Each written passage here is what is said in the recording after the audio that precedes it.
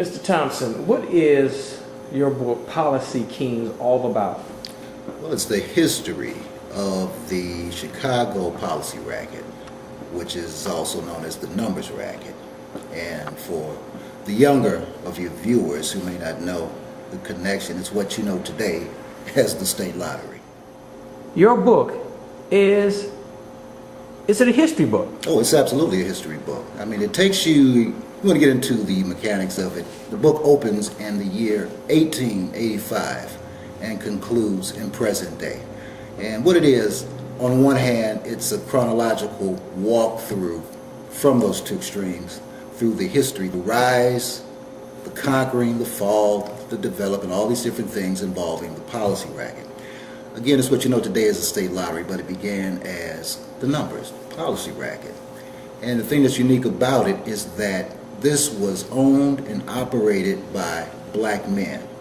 Now, back in those days, these policy kings, it's a street term that they went by, but they were also known as race men, and that's a term that you don't hear about too much these days. So the idea was to take the money that was derived from this illegal gambling game and put it to good use. So these guys, over the years and decades and generations, turned what began as a street corner hustle into the biggest economic engine in the black community, bar none. You're talking about upwards of $200 million annually during the Depression. Yeah, show me a black institution that does that today. Let's go back. Let's explain for the younger viewers what was the numbers. The numbers. You'd come up with a number combination that you bet on. Now, this system in Chicago was based on a number system from 1 to 78. So these little pellets that contain the individual numbers on slips of paper, and you use a little stylus to push the number out. So these are numbers, these little pellets are in this drum, which is essentially where the term the wheel comes from, the policy wheel. So you crank this wheel, you mix the numbers up, you go in and you pull out the numbers.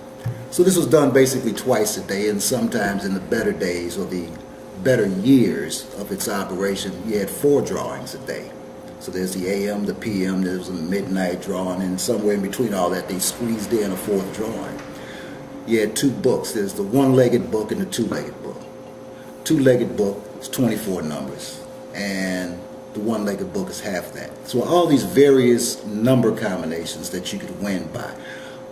Technically, the minimum bet for policy back in those days, and we're talking about the 1920s and the 30s and the 40s, minimum bet was a nickel, but very often you could get away with a penny. You're talking about the numbers writers who work the neighborhoods. Everybody in the neighborhood knows these guys. These guys know everybody in the neighborhood.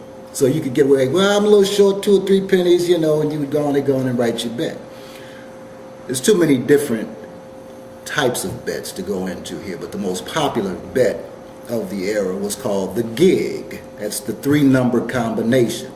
So the number system of 1 to 78, in theory, your number could be 1, 15, 35, or 71, 12, 24.